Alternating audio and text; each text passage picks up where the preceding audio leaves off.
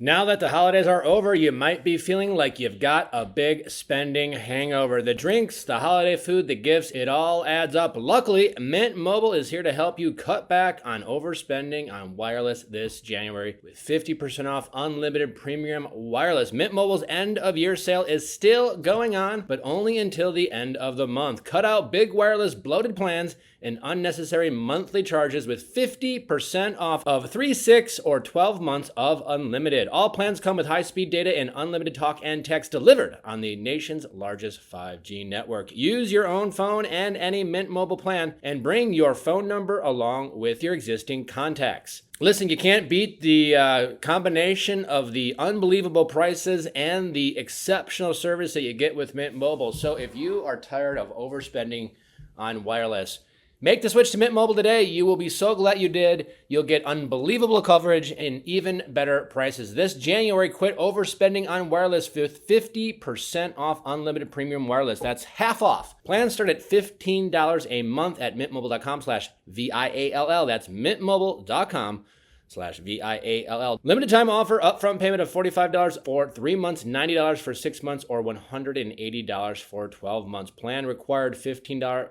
a month equivalent. Taxes and fees extra. Initial plan term only. Greater than 50 gigabytes may slow when network is busy. Capable devices required. Availability, speed, and coverage varies. See mintmobile.com.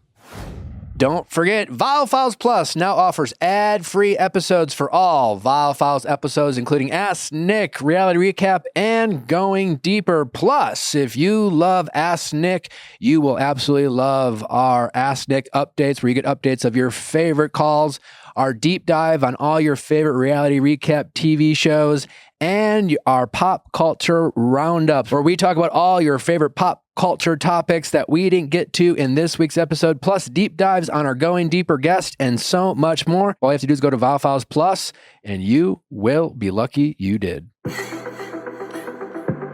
crazy.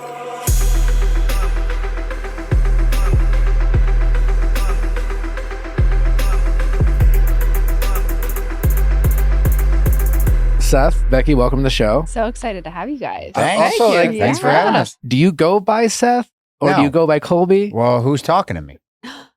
More people in the world know me by Seth Rollins. Colby Lopez is my government name. It's a great name, but I use it for nothing.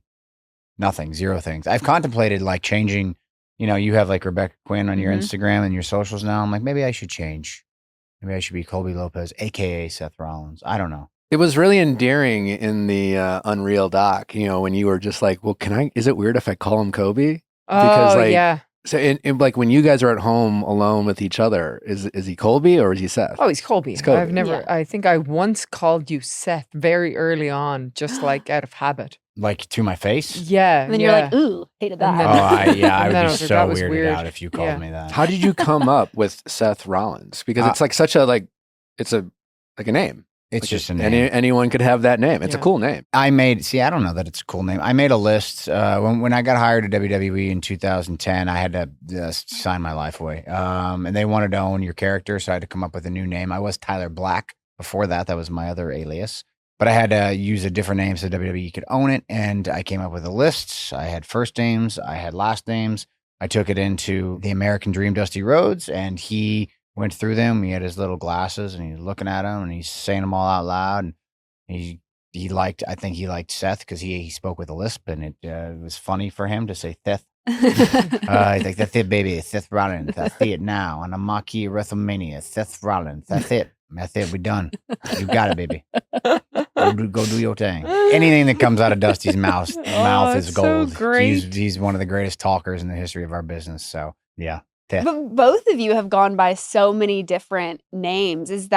How common is that in your space? I feel like in, like the musical space, most people, start out with a name and then they're like 10 years in, like, God, I hate that name, but I got to keep going by it because that's what everyone knows me as. Yeah, I'm a big fan of a moniker because I hate my name.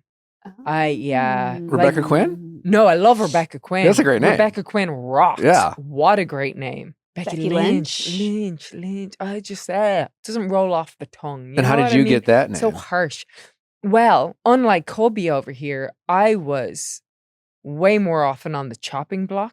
So I came up with names that I thought were super cool, and then they kept saying no, no, no, and then eventually they just got like a combination of Becky and an Irish name, and Lynch was one of the ones that they approved. And I kind of wanted to keep a bit of my own name so that it's less confusing than Seth and Two different names. Seth and Yeah. Colby, Yep. that at least whenever the time comes that I'm done, I can still be Rebecca, Becky, and then Lynch. And I didn't feel like I could push back. So I was just like, okay.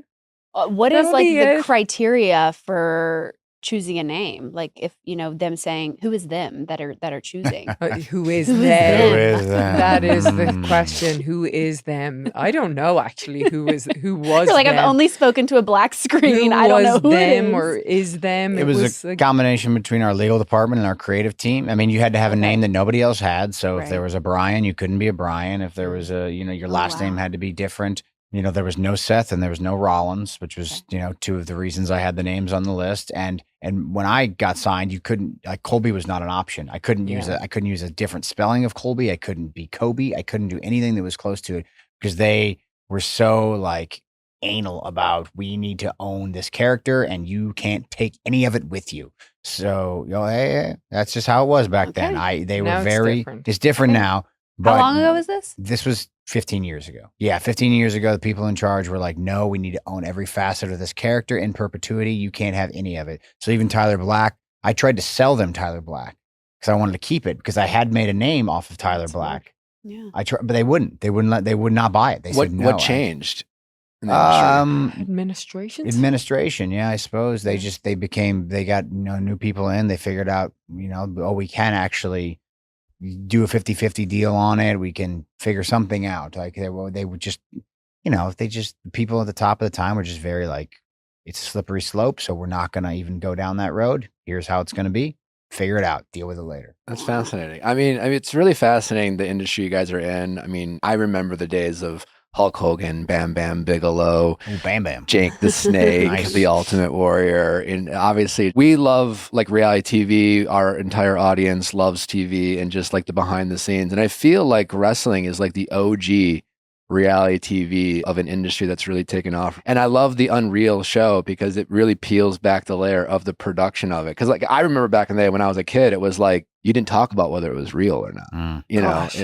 Can we go now, back to now that? my mind is like, because you said that it's the original reality TV, but I feel like it's like the opposite of reality TV. In what way? Well, because reality, I don't know. Yeah, you're right. But because it was supposed to be shrouded in mystery, Yeah. Whereas I feel like reality TV, the essence of it or like the ultimate thing of it is that it's real. And I don't want to use the F word about wrestling, but I don't know. Gosh, yeah, I don't know that it's the OG. It's the OG in a weird way because I feel like the most interesting stuff has always been the stuff that's That behind is- the scenes, Mhm. that is real, where there's that gray area where you don't really know whether it's real Because or you're not. supposed to believe that it's real, right? All of it. Sort I mean, of. originally Originally. with wrestling. Yeah. So now I'm like, Your mind, Yeah. is my blown. It's the mind original is a little reality bit TV. blown. Yeah. Yeah. I mean, once the lid started to come off of it, probably in the mid 90s or so, it certainly became far more interesting what was going on behind the scenes or what was real as opposed to like what existed in the storytelling part of it. Mhm. And then it became, nowadays, it's like, because we've peeled the curtain back so much, especially with this Unreal show, it's like, how do we leverage? Because you still want people to believe that there's some reality to it. But now that they see everything, how do you create conflict with that reality? Like, how do you tell a story? How do you make it interesting with that reality? And so it's a totally different paradigm for us and how we navigate this world and tell our stories while still doing this sort of fake fighting thing. I don't know any other way to. It's really fascinating because in the episode 1 they were talking about how you were like going to turn heel, and for those who don't know what that means, it's like a villain, which is very common in reality TV. Who's the villain? And it's just, I thought it was really fascinating because like you guys you will set up the storyline, you'll have a plan, but like you don't know how the audience is going to react, right? And I imagine in fights, you guys have a plan, but the plan often maybe goes off the rails. And even though like it's fake fighting, it seems like this is a very physically demanding sport where like injuries happen and like people get hurt. And it's just like, I mean, it's fake, but it really seems like you guys are putting your heart and soul into this. And like the human side, I mean, for you guys, how disconnected can you get from the characters versus like you are living this experience and just the audience's reaction seems to be such a big part of your characters and your livelihood. Like it must be kind of, I don't know, kind of a mind trip, juggling the two. Yeah, I think it's easier to juggle the two when you're a bad guy because you don't associate that with yourself. Okay. Right. You know what I mean? Whereas when you're supposed to be beloved and the good guy, you want to bring the best parts of you that are you. And when they reject that, then they're rejecting you, So it feels like it burns more. Yeah. You know what? Yeah. Yeah, when you're a bad guy, like everyone's a hero of their own story in real life, right? So everyone walks along and tells their own story, but no one thinks of themselves as the villain in real life. You think of yourself as you're the star of the show, and so you're the main character and you're the good guy and everything, everybody's doing you wrong. And so in real life, you process that way. But when you're playing a villain, it feels like you're playing a character. Whereas like she's saying, she's right. When you're playing a protagonist, a hero, a babyface, you kind of feel like it's you. And so, yeah, when you don't get the affirmation that you're that you are a fan favorite, it feels like a personal attack. You feel like you're being easy to get in your head. Yeah. Whether if you're very easy to get in your head. But there is definitely an element of realism to kind of play off what you were saying. I mean, I'm nursing I just got rotator cuff surgery 2 months ago from an injury that I suffered in the ring. I've done my ACL, I've broken my jaw, separated both my shoulders, meniscus on my left knee. I've got countless injuries and stuff like that. So there's definitely an element of reality to that part of it. No doubt about it. The physical nature, things do go off the rails commonly. The audience they're a participant in the show. They're sort of a character in the show because their opinion they get to react in real time to what's happening. And the best of us, we're able to sort of predict that reaction, which is what we're doing as we're telling the story. We're going, okay, here's what we think the reaction is going to be. And we're, most of the time we're pretty good at it, but there are certainly times where the reaction is not at all what you thought. And if you're out of touch with your audience and what they're doing, your response has to be in real time. And you have to be able to change that to flip the switch, so to speak, and to get them to sort of ride the ride that you want them to be on. So yeah, there is certainly an element of planning and like pre-production that goes into it, but there's also an intense level of improvisation and storytelling that is pretty much, I would say, unmatched in any other form of live entertainment. Stand-up comedy is the only one that I would like kind of liken it to that. Maybe like live concerts, but anything else, there's really no other art form that like kind of does it the way we do it. And when you first got into this sport, what was that training like of kind of putting these stories together, but also like the physical side of everything?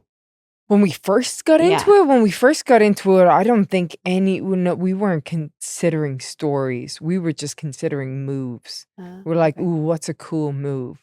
And trying to like come up with your own being original. Like the choreography. Yeah, and how do you get the audience to respond to a move? I certainly, I don't know about you, I wasn't thinking about storytelling well into my career in WWE. I was like, how can I do the best cool moves? How did you guys, both of you, get into it? I was a fan growing up, kind of, you mentioned a lot of those guys. I was a fan of those guys growing up. My dad took me to a show when I was like 4 years old, and I just became fascinated by the idea that these were like real life superheroes, Hogan and Warrior and Legion of Doom, and then there were real life villains, like these people that you could reach out and touch, as opposed to like comic book heroes like Batman or Spider-Man or whatever. Like that never really resonated with me the way like, oh, he's right there. Like Hulk Hogan's sweat could fly on me, like he's right there. He really beats up these bad guys. So I became obsessed with it. And then when I was a teenager, like probably right before I went to high school, the Attitude Era is blowing up. So then you've got like Stone Cold Steve Austin, The Rock,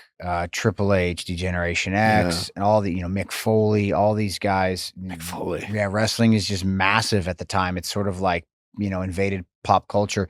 And also it's the advent of the internet.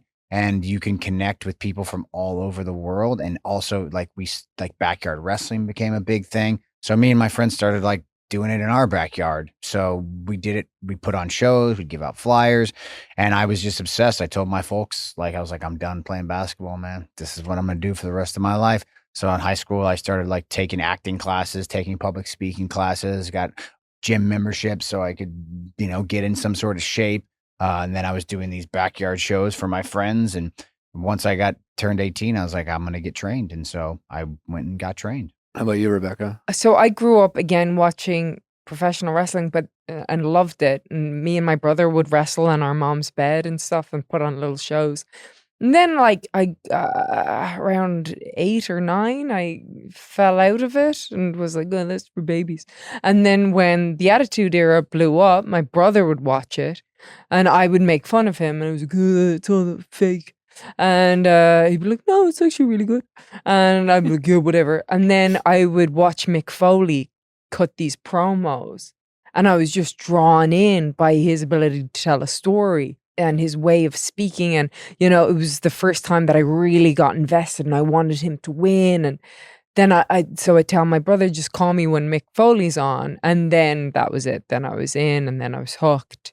And then around 15, I was failing PE. I was up to no good. I was a bit of a degenerate, and I decided that I was going to get my life on track. And that coincided with Finn Balor, Virgil Devitt, opening a wrestling school like about an hour away from me. So then me and my brother went down, took the train, the hour-long train every week, and walked the 30 minutes to this little wrestling school in the countryside in Ireland. Well, not the countryside, in Bray.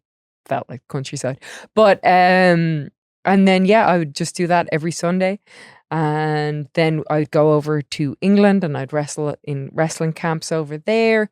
And then when I was 17, I dropped out of college, and I moved off to Canada, and I wrestled over there. And so anyway, that was how I started. And Wow. Fascinating. Do you remember your first match in WWE? So it's tough to say, because when I signed in WWE, it was 2010. I went to developmental. So I was in the developmental system called Florida Championship Wrestling for 2 years, which eventually became NXT.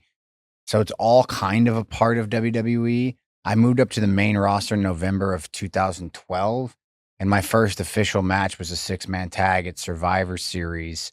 TLC. It was December of 2012. It was myself, Roman Reigns, and Dean Ambrose against Ryback, Daniel Bryan, and Kane. That was my first main roster featured match. But all the other ones before that, the developmental matches, I don't really remember those. Was that kind of a real surreal moment? I can only imagine, as a kid watching it, it just must feel. Did you have a I can't believe I'm here type of moment? Yeah, we debuted the month before at Survivor Series, where we jumped CM Punk, we jumped Ryback, and John Cena was in the match as well, I believe. And this was the main event of a major pay-per-view for WWE. And immediately, we're the biggest thing that's being talked about the next day. And I remember feeling wow, this is insane. We're finally here. Everything I'd worked for in my whole life. And now we just kicked the door down, and I get to do my dream. I get to live my dream, So I do remember feeling like that. And we had this really sick entrance where we'd come through the crowd to kind of this pretty badass music. And our first pay-per-view match that I mentioned was in the Barclays Center. And I think it was definitely the first pay-per-view at the Barclays Center in Brooklyn. Might have been the first event. We might have opened Barclays Center. Don't quote me on that. But I remember feeling the place was sold out. The energy was insane. And I was like, this is what I wanted. This was what I worked for and, suffered for, and spent thousands of hours in the car, and, slept in my car, and, was poor and all that stuff. It was all worth it for that moment. No, that's a cool story. I imagine the walkout, and having a walkout song, I feel started with wrestling. And maybe it was, I don't know, I guess boxing or other sports. But like, no, it was Michael Hayes. Michael, P.S. yeah. Hayes and the Fabulous Freebird. Freebirds did it before anybody. And then, they picked up on it. WWF picked up on it in the early 80s, I would say. And you had Real American. But Michael P.S. Hayes, he was Genius. Oh, revolutionary, greatest. ahead of his time. is that must be like a fun moment every time you're walking out. Do you get to pick your own songs, or is that also like a collaboration between them? There's a lot of them involved with that. Yeah, because they want to own your song too. Yeah. Okay. So it's not, you don't just get to pick, oh, you know what, let's call AC/DC up and get a track, Metallica. Let's see what For Whom the Bell Tolls. Yeah, that's available. No, they want to own it. They want to be able to sell it. They want to make money off it. So it has to be an original track. Wow. A lot of times you have to use their artists who they have like a house people that build it or whatever. So that's what I did with my current song. She actually was able to get one of our favorite bands to do her. I just got new entrance music, and it was a process. But we're friends with a band called The Wonder Years, and I was coming back, and I texted them. I was like, "Would you do my entrance music if I can get it approved?" And they were like, "Yes, absolutely." 2 days later, they came back with this banger of a song, Wow. and I was like, "Oh, damn!" And then it's going through the process of making sure that WWE owns it and how that works. But so, did I kind of pick out my own entrance You music? Kind sort of of, did, yeah, sort of. Yeah. Do you remember the conversation you had with your father or your brother after your first like big match? Obviously, your dad took you at 4. You trained with your brother. No, I do remember when I won my first world championship, which would have been in 2015 at WrestleMania. I don't remember if it was the following. Yeah, it's probably the following week because I still lived in Iowa. I grew up in Iowa. I remember taking the belt back I grew up in this tiny town called Buffalo, and we used to wrestle in my dad's backyard. My dad was a psychopath for letting us do it, but thank goodness he did. I took the title back to Iowa, to Buffalo, to that backyard with my brother and my dad, and I took a picture of all of us in that yard. That's So I awesome. remember that. And my dad's not like he's a jokester. He just tells jokes. Nothing is ever serious to him. So he would never give you like he would never, if he told you he was proud of you, he would like be followed with some sort of joke about like about how he was totally responsible for all of it or something like that, So he's never been one to like let you know sentimentally how he felt, but I do feel like he's always had a little bit of pride about it. And like he'll text me occasionally and be like, because he watches every week, but he'll be like, he'll text and be like, is this what's going on with this? How's this storyline going to shake out and stuff like that? So he keeps tabs on it. But yeah, I do have that moment with him taking the title back, and I remember probably finding it on my Instagram somewhere. It's way back there. With these things planned out, winning a title, and then again on the Unreal show, you won the tag team title, and then like it felt like right away that was taken away from you. Yeah, taken away from me. There's a lot of corruption in the system right now. But like how, when it's like, hey, you're going to be a champion. And then you find out that, hey, we have a bigger plan. Do you guys ever like push back or do you have to just let it play out and trust the process? Is it a challenge to like as I get older, sometimes? I push back a lot less. No. I found it's futile. I've pushed back so much in my career, and I'm now starting to realize you just gotta make the best. The pushback, I think, I don't want to confuse people. The pushback's not like I need to keep this title. No. The pushback is like, what's the best story? Yes. What's the best story? Are we doing the right thing? You know what I mean? From a story perspective, from an audience perspective, like, are we telling the right story? Because you have so many creative people in WWE, and everyone has kind of a different idea of what the best story is going to be. And so, it's a creative process and it's a collaborative process. But yeah, when you're young, you're a little more. You fight for what you really think is right. Yeah. And then you're wrong so many times, as well. That's the other thing. You're like, this isn't going to work. They're going to hate it. And then it turns out that it's awesome, and you're like, oh, well, All right. Do either of you remember a specific moment of improvisation where afterwards you were like, that was fucking crazy? Oh, there was a time. I mean, a lot of times it's like injuries when injuries Oh, yeah. happen, and then like, Shit, yeah, then you're like, what do we even do? Like, how does that go? Or there's like promo segments that just go off the rails because the crowd is so wacky. Like this wasn't me, but I remember there was one specific. There's two that jump out to me. One was there was this story the WWE was telling in, gosh, it would have been like 2013, 12, something like that. Anyway, they had neglected this character named Daniel Bryan to the point where the audience wanted him to be the main character so badly. They were near his hometown in Seattle, and all these big stars are in the ring, and Bryan's like off to the side. And the crowd just hijacked the whole segment and was chanting for Bryan the entire time. And that was pretty sick. And people couldn't cut their promo because like they kept just chanting for Bryan over it. Wow. There was another one I remember where like one of our friends, Kevin Owens, he was out there doing a segment with Elias maybe? And they were doing something with like because Elias played a guitar and he would sing songs about the town, and he sung, I think it was actually Seattle too, and he like buried the Sonics who had left to go to Oklahoma City, and the crowd just like he couldn't say another, he couldn't get anything else done during it.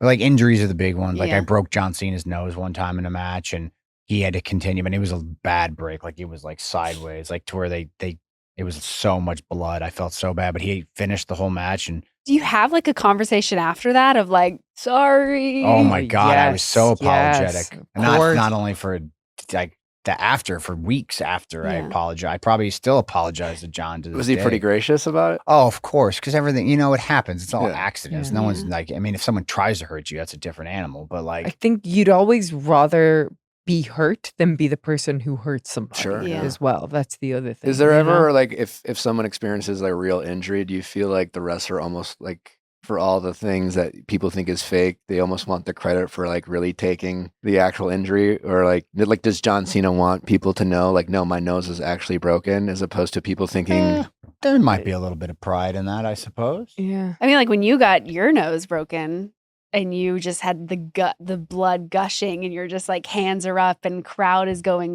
wild. Did it feel like, I hope like this is actually real? Like I'm in pain, everybody. Oh, yeah. No, I was so out of it and Really? concussed that I didn't really know what was going on. Like, and there wasn't another option. You know what I mean? Like Yeah. it was very tunnel vision, okay, this is what I got to do. Okay, the red light's on. Okay, now turn and walk and leave. Okay, where am I? Wow. What happened? Wow. Who are you? You played it so well. I mean, it does. I mean, you guys are incredible actors, and just the way that like it looks like it's all part of it. I mean, that adrenaline is going, Yeah. and yeah. I Yeah. can't stop for nothing once the adrenaline's going. No. Yeah. you guys are married. How did you guys meet? At work. wrestling. Yeah. Yeah. Yeah. At work, she was up for like I was an extra at that time, and I came up. Oh my God. And back at the time, like girls, when you were on the road or like showed up for TV, you had to be in very nice dresses, but not actually nice, just very slutty dresses. Yeah. That was considered nice. You had to look Club very wear. Yeah, Club Club wear. Club wear. Club wear Yes. was how it was described. Club wear. So I'm trying to fit in, and I'm not like girly or like good at that stuff at all. So I had this piece of material on, and like I was trying to stick hair extensions in, and they were hanging out of my head, and eyelashes that were closer to my eyebrows than my eyelids. And And Colby was like, "Wow, Yeah, she's look at her." beautiful." Who made the first move? but I was jacked. She was jacked. She was very easy to spot. She was like, her hair was bright orange at the time. Bright And her orange. skin was also spray tan to match her Bright hair. orange. Yeah. Wow. And I was the one who talked to her first. I was just, but this was, Well, I introduced myself. she introduced herself as she was, Yeah. the hierarchy. You're always supposed to go up. Go then, and say hi to everybody, which is so nerve-wracking. You know, Really? you're just like, hi, I'm Rebecca. Hi, I'm Rebecca. And you feel like you're interrupting people and annoying people the whole time. But then you feel like if you don't go up and say, hi, I'm Rebecca, they're going to be like, she's done. Yeah. She's done. Kick her out of here. I mean, of course they Yeah, don't. yeah, yeah. And they don't care and they don't notice. But you just didn't want to get that reputation. So she came up to introduce herself, and I had like a plate of food, and I was just eating, and I was getting ready for the show, and she was like, "Hi, I'm Rebecca," and I'm like, "Oh, I'm Colby. What's your story? What's your deal?" And she just talked my head off for an hour straight. Like, I here's the wasn't really deal. expecting it. It was like 40 minutes, legit. Yeah. First time I ever met her, she just went. I was like, "Oh, okay, all right, great So great way to like, spend an hour." Who asked who on a date? Like, Oh, that was years later. Yeah. Years later. This was in 2014. That was maybe? 2014. so you Yeah. guys like friends first. Yeah, yeah. We Okay. didn't start dating until 2019. So like, when did Yeah. that happen? Where it was like, oh wait, maybe End of there's something more. 2018. End of 2018. Yeah, into 2018, early 2019. Like, I don't know. Just, I was like, man, maybe, you know, maybe I there's kind something. of want to kiss her. Maybe, yeah. I kind of want to kiss What her on does the that mouth. mean? That's accurate. Yeah, that's kind of what happened. Yeah, I was kind of like, yeah, you know what? She's pretty hot. What am I? Maybe I kind of want to kiss her a little bit, you know, because we already had the friendship thing down. Yeah. We were good Yeah. there, and I was like, well, you know, maybe the vibes can translate, you know. But I was also like, I just gotten out of a relationship, and I was like, not looking for anything serious. Classic, Such a man. cliche. Such a cliche. Not looking for anything serious. And so, yeah, I was like flirting, but you know, I wasn't sure what I was doing entirely. And then she was like, well, here we are. Are you going to do it or not? Wow. Yeah. She put me right on the spot. I was Well, very like, you've nervous. been like really throwing it out there for a moment, you know. So then I was like, all right, well, if you're throwing it out that hard, let's go. Yeah, I was very scared. I was very nervous. I was like, that's not how I thought it would go. That's but how you here know it you is. care. You know. Oh yeah, super nervous. So we jumped in, and then it was cool. Was there any part that was kind of like, fuck, like, are we mixing business with pleasure? Like, Oh, is this totally. gonna go I broke it bad? off very quickly on. You did? Yeah. Because I had heard all of his, you know, oh, I don't think monogamy is for me, and yeah, Oh, he'd been just venting gotta, to you yeah, about relationships. yeah. So When I met her, I was like, I'm never getting married. oh, right, Yeah. yeah. That's where I was at. That's where Oh, you how was powerful at. you know, we it's just are like as I had these women. relationships that Yeah. didn't work out. I was, in my 20s, I was like romantic, and then it didn't like work out, and I was kind of like, you know what? I don't need marriage. Like, Oh, that was Yeah. it. What's marriage? yeah, it's bullshit. You know, What are we and, doing? Yeah, and then you meet someone, you're like, I want to make it work with you. Oh, I wasn't. I knew right away. As soon as she said I'm out, I was like, oh no, you are not. Yeah. You are in. We are. Yep. You are coming in. I was like, what is wrong with me? I am a psychopath. I cannot let this slip through my fingers just because I think I'm not good at monogamy. No, I just wasn't with the right person. That's Yeah. why I wasn't good at being a partner, because I, was selfish and didn't understand that relationships are about putting your partner first, and you're not, you got to be a friend with somebody, and there's a respect. I mean, it's a whole bunch of Yeah. crap. Essentially, I wasn't with the right person. Yeah, And- I think like that's a common story with guys too. We were, kind of dating, fucking around for a few months. She kept trying to date me. I kept saying no, no, no, no, no, and then she was like, "Fuck it, I'm out." I'm out. And then she's a bit younger than me, and I was pretty self-conscious about that. And she was like, "Well, I'm just gonna go out with a doctor who's older than you." And I remember she was like, "I'm going on vacation with my sister," and I was like, and I was just like, and we were kind of like trying to like distance ourselves, and I lost my shit. Yeah. Mhm. I was like calling my girlfriends. I was stalking her Instagram. Like, what am I doing? Like, I just felt like kind of almost like a 22 again, where I was just like, I am not myself. And I was like, when you get, and like literally she got back from vacation, and I flew her out, and I'm like, let's just make this work. Because Aw. I remember for the first time in forever that like, I hadn't lost myself like for a girl like that, where I was just like panicking. Yeah. That like I had fucked up. Oh, yeah. In a crazy way. So yeah, I think You had a as guys- similar. Oh yeah, Yeah. yeah. She told me, because like we were, at first, like you said, you don't want to mess up the work. We didn't want to date within the work pool Totally. anyway. because, there's conflict of interest. And then it's like, what if we break up? It's awkward. We'd seen it a million times. Other people had done it. It was just not great. It's like, I don't know. And then, I was a serial monogamist and a pretty not great partner, and I didn't think I was fit for it, yada yada. And then we started kind of fooling around a little bit, and it was awesome. And I was like kind of comfortable with that at first. I was like, oh, this is fine, this is great, it's easy. And then the second she was like, this doesn't work for me. Mhm. I don't want to be half in. What are we doing if we're not? Why are we waiting? You can just do your thing, and then we can be friends, and it'll be great. I was so happy about this revelation. I was like, oh my God, wait till I tell him. He's going to be delighted. He's going to love this. I did not, in fact, love it. I was like, I was like, and then like I remember that week, like thinking like, I probably let it sit for like 3 days, and I was like, no. We need to, I don't want it. I just want you. That's all I want. This is all I want. I just want you. And she was still kind of like, I don't know. Mhm. And then I think it was like later that weekend, she was at like a signing or something in Louisiana or something, and like saw some people with shirts of my shirts, like Seth Rollins shirts, right? Yeah. And it gave me the itis, like when I saw them, I just lit up and like, I was like, oh, isn't he so great? And I just wanted to talk about how great he was. And there's this massive line of people. And then I'm just talking about how great Seth Rollins is. And then I was like, God damn, I should I call do him. like him. Crap. Yeah, know? that was like Yeah. almost that moment. You're like, well, fuck it. What am I doing? Yeah. You're just like, Oh, Yeah. as soon as she said she was out, I was like, no, I've gone about this all wrong. Yeah, I've gone about this all wrong. And then when she came back to me and told me that she was like, no, I think I want to do this. Yeah.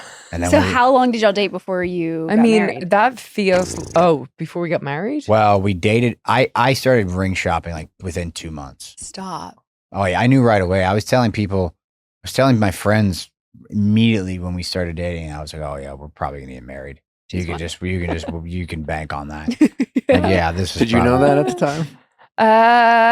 Gosh, well, no, I was still a little nervous because of everything he had told me. Like, it was so easy and it was so comfortable, but I was like, don't pull the cart before the horse or whatever. Yeah, put the cart before the horse.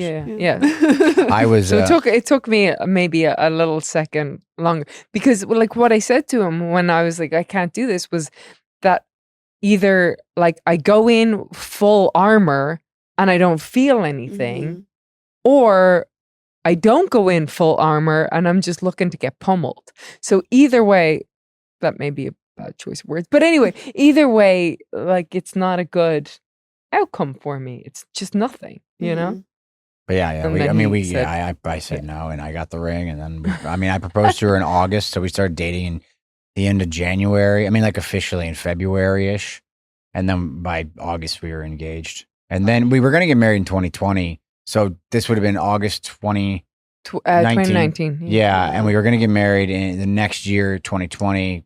COVID screwed that up, so we lost a year, and we ended up doing it in 21 because we wanted to get married in Hawaii, which is where we got engaged, and then we wanted to go back and do a little destination, but Hawaii was nobody's coming in. No. Yeah, they were very strict. Oh, Yeah, yeah, so they to have were. we had a small wedding, but they were like to try to get 20 people there was like it's too much. Really? So How did you guys break the news to your colleagues that you guys were all of a sudden in a relationship? Oh, they knew right away. They did know right away, but it was also in a Whoop group chat that I think you Is that true? said sorry about my girlfriend. I was like, oh, Oh wow, that's so funny. I didn't. I don't remember that one. Yeah, I said something. I probably was poo-pooing something. You had there's been other obviously wrestlers who have dated. Are there like HR policies or No. guidelines, or they're just like fuck it? Do they No, like I it think- when that happens?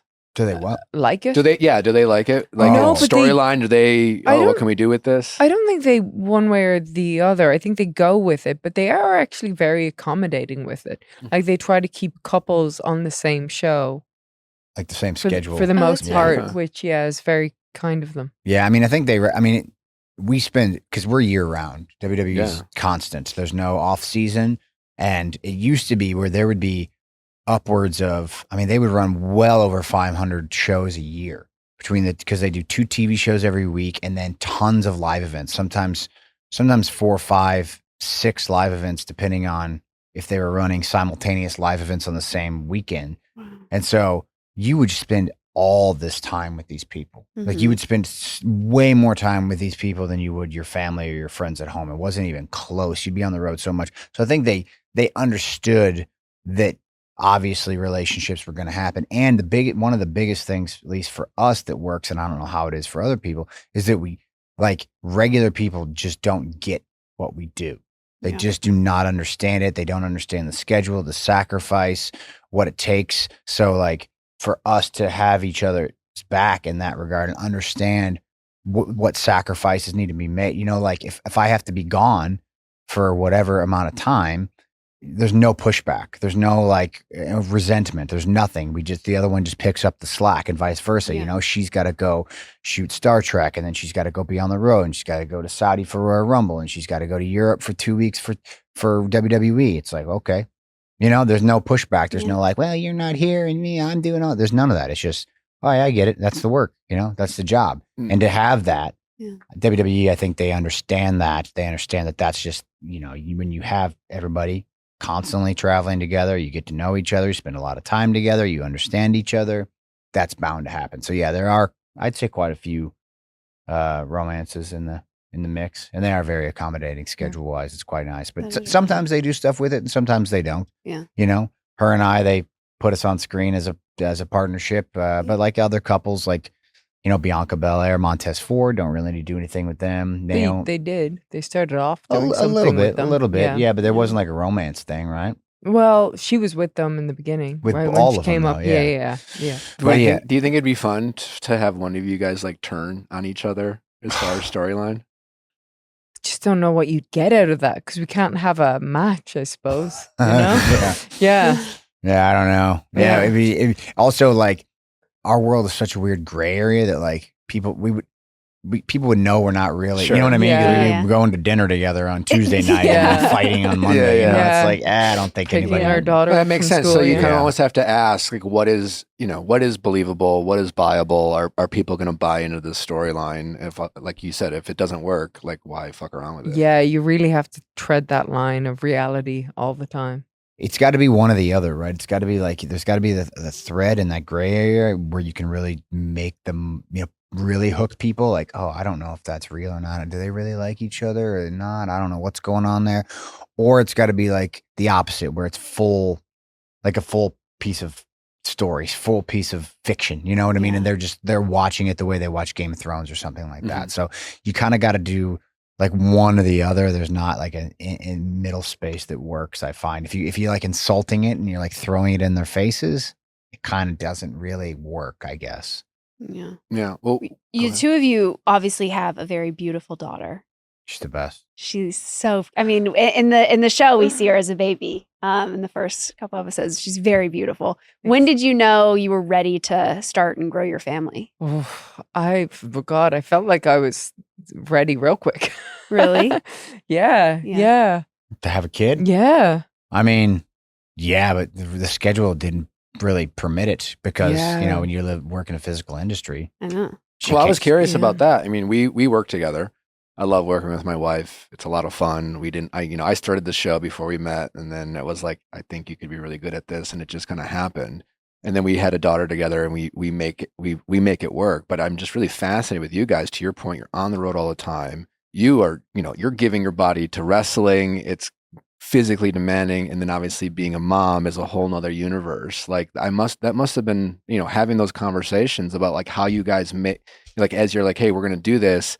Were there conversations about like, well, how are we going to do it? So before the pandemic happened, I just wanted to have a kid anyway. So I was like, oh, I think I'll just have one and then come back, and make it work and figure it out, because I don't want to skip over that part of my life, which can often happen when it never feels like the right time to step away to make that decision. And, and it's hard to get that back. And I was at the top of my career, but part of me, I don't know if it's self-destruction or just like a rebellion where I'm like, I'll make it work.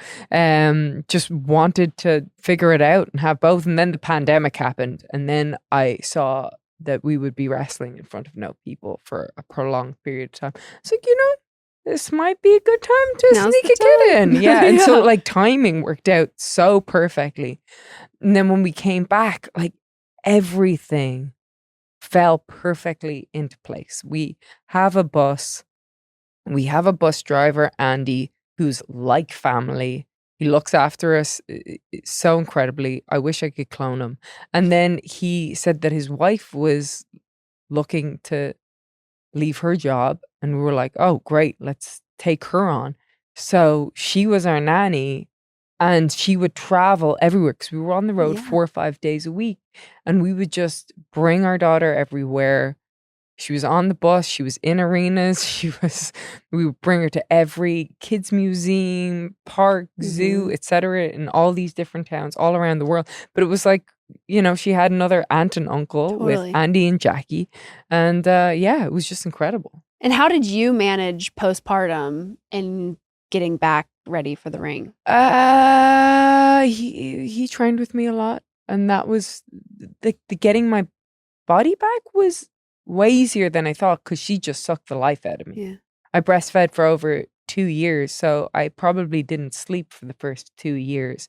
And then after that, I didn't realize that postpartum depression can hit you once you're done breastfeeding. So Yeah. then that was wacky. And then I was a mess for like Really? another 6 months. And it took me a while to realize what was going on. It wasn't until one of the girls, Beth Phoenix, explained that can happen to you after you're done, that I realized, oh, okay, I need to get some help. And then once I did that, then everything was fine. But it was poor Colby. It was treacherous for a Had while. to Yeah. put up with me for. Yeah, God bless. I mean, you women you're superheroes. It's insane that what you have to deal with from like a childbirthing perspective and everything that comes thereafter hormonally. I was blown away. We're dudes. We're simple creatures. Like we're just like video games, football, cool. Like we do not have this to deal with hormonally, emotionally. Like we just do not. So having to navigate that, be a mom, be a wife, be a performer, and like manage all that internally and how that affects. I mean, it was wild to see. I don't think I've ever been more impressed than watching my wife be a mother and like figure out how to navigate all that and do it so effortlessly. Yeah. Like, I think on one hand, it's so kind. It was not effortless.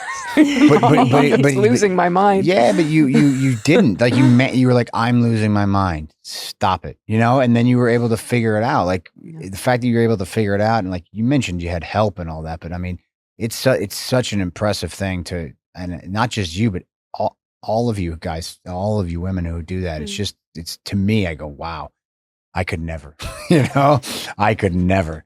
So it was really cool. And we got to travel the world with our kid and experience, Europe. She went to Europe with us a couple times. We took her to Saudi Arabia a couple times, took her every single state in the country. She went all over the place. Like it was a really awesome thing to be able to share that experience with her. She'll not remember any of it at all, but to be able to do both and, say, hey, we did that once. Yeah. And when we tell her about it, like even now when we kind of reminisce about it, I'm like, that's nuts. I can't believe we did that. Nuts. So she's 5 now. She's Yeah. 5. We had that baby bag just going everywhere. Everywhere. Put her on the we planes. were never at home.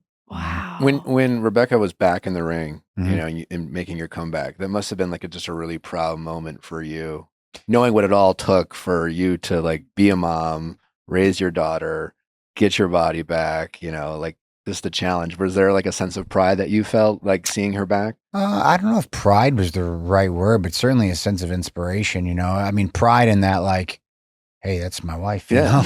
Look how awesome she is. Yeah. Hey guys, check it out. I got a real good one.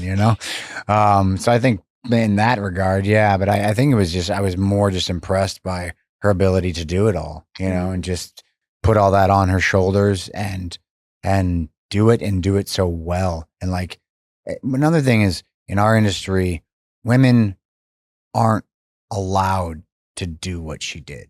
Like before her, she's truly a trailblazer in that regard. I mean, there are a couple of women who had kids and were able to come back and like continue to do it. but not the way, in my opinion, not the way she did it. She was at the top main. We're talking main event of WrestleMania, which is like winning the Super Bowl. First woman ever to do that. 2 years later, no, a year later. A year later, she's pregnant, and then a year and a half after that, she's back, and she's coming back to that elite level of storytelling, better than she's ever been. Still able to get in there and do everything she did and more. Work with younger talent and help bring them up. I mean, there's so much that goes into it. And the fact that she was able to do that, I mean, it sets a wild precedent in the sense that I think it's going to be so hard to like keep up with that if you're a woman in our industry, but it also shows them, oh, what's possible. Yeah. This is possible. It doesn't just have to be the way it used to be. It doesn't have to be the good old boys club and the girls, they get 30, then they go away and retire and have kids and never do anything again. Like, she showed people and women and young girls in our industry that you can do both and you can do it like awesomely. And that gift, that ability to trailblaze in that regard is going to change the way our industry works forever. Wow. Rebecca, what did you Okay. challenge like internally to do that? I don't know. You don't know? I think I just was, it was that sense of rebellion of like, wait a minute, this is always the way that it has been. Mhm. Like, if you want to be a mom, well, then see you later. Right. Your life's over once you have kids. Yeah. And but like I think of people that do have kids and they were able to balance the two, but they didn't have another person that was also on the road. They had or have people that stay at home and they had their kids before they started wrestling. So it seemed like if you wanted to go have a kid, then that was it, Right. And so, or you come back and you're on a part-time schedule. I wanted to do both. And, I was already challenging what could be done. So I was Yeah. like, what else can I challenge? How did being Let's a dad go. change your life? Oh, you know what? I think patience was the biggest one. Yeah. I think patience, and also like, I think it was a progression of, in our industry and in a lot of entertainment industries, I find that like to be super successful, there's a level of kind of selfishness that you have to employ to get where you want to go. You sacrifice a lot in terms of relationships and friendships and stuff like that to do the thing. Mhm. And as I got later in life, and part of that is why I was such a bad relationship partner, is because I was so self-involved. And as I got a little later in my life, and especially with her, I started to realize what it really meant to put somebody before you or put someone's needs equal to yours. And that was a little bit of a, thing in our relationship that was difficult for me to like, I could say it, I could verbalize it, but my actions didn't follow my words entirely. It took me a minute to like get there. And then when I had my kid, when we had Rue, I remember like specifically one of the nights putting her to sleep or something. And I'm like, she was gone or whatever, but I remember being by myself and like, remember losing my patience with her. And she was crying and I like was mad about, her not sleeping or something like that. And then I like I went and got whatever. And I came back and like, I was just like, what am I doing? This is a baby. Like, this is a child. You're totally responsible for everything that this kid has. She doesn't know. And I was like, I'm going about this all wrong. And that was like the last facade. That was like the end of it for me. And then so I learned really, truly what it meant for someone to mean more than you and for everything that they do is more kind of not more important, but it takes precedent, and to put that before all of the things that you care about yourself. And so I feel like that's part of me. Like that's like was one of my final like hurdles, and like, oh, this is what it means to be a dad, a husband, caretaker of a family, a protector of a family. It's not about always leading the way and making the decisions and being the boss. It's actually about putting other people's needs before your own. And so I think that's really that was like the biggest thing that I learned. I found it to be really rewarding the same way. It's like just waking up and knowing you have a purpose outside of yourself, where it's just like, why you're getting up, like, because otherwise it's just other things feel selfish or not as rewarding, or it's like things can be taken away from you. But like once you have that thing to protect and take care of, it's like, yeah, I don't know. It's like I just became happier. Yeah. In general. Yeah. Oh, Oh, yeah. yeah. So much. You're like, no matter what happens, you're just like, oh, well, I still got this. Yes. You know? And you realize Mhm. that it is actually the most important thing. Like, I always felt like it was something that you'd see on Hallmark movies where they're like, family's everything. And, you know, I came from a broken home. So did he. And so I didn't necessarily buy into that. I'm also very Mhm. Irish, you know. I don't think that we're as much like that. But then you're like, oh no, this really is everything. This is Mhm. this is all that's important. Yeah. All that stuff is just extra. It's just fluff, you know? Right. Yeah. Well, I know you guys get it going, but I just want to ask you guys. Obviously, like the WWE, WWF, whatever, you know, that industry has created some mega stars. You have The Rock. You mentioned John Cena. The Rock's up for an Oscar this year. You're doing Star Trek. Do you guys have dreams and aspirations outside when your wrestling careers end to maybe follow the path of some of your biggest entertainers in the industry? I mean, I just love performing. So whatever I can do to continue telling stories and to perform, that's what I want to do. Yeah, I mean, I talk about football. I got a part-time Who's your gig team? doing that. Chicago Bears. I'm a Packer fan. Oh, no. no. Oh, you should have led from with Wisconsin. that. We are talking right now on the eve of one of the biggest Bear Packer games in a long time. Few days. I died Wow. on Sunday when Micah Parsons did. Yeah. Sorry we hate about to ya. see that. We hate to see an ACL. As Yeah. someone who's Yeah. had that, I understand that pain. Get well soon, Micah. If you're listening. But yeah, no, I like doing that. That's like kind of a great thing for me. I think I'll be involved in the business in some way, shape, or form. I love it. It's given me everything. Obviously, my wife I met there, my daughter got a wrestling school. It's helped provide, just a life for me, and it's what I love. It's my number one passion, and so I feel like I'll be a part of the WWE family for quite some time, as long as they'll have me, whether that's in the ring or behind the scenes. So we'll see how it goes, but. If football comes calling, man, I'd love to be in the booth when the Bears take down the Packers Yeah. for the next 2 decades. You That would feeling be good great. about this weekend? I feel good. Yeah, We're Okay. going. I feel good. We You're are going? Yeah, we're going Yeah, to we're Soldier on going. Saturday. Oh yeah, Yeah. that's a lot of fun. Well, the show is WWE Unreal. It's streaming on Netflix. Whether you are a fan of wrestling or not, it's a great documentary. It's fascinating. I think anyone listening to this show will definitely watch it. I appreciate you guys taking the time. It's always fun to see like a husband and wife duo working together and making it work. And you're an inspiration to us. And it's been a lot of fun getting to know you guys. Thanks for Thanks for having us, man. It's a pleasure to meet you Appreciate it. guys.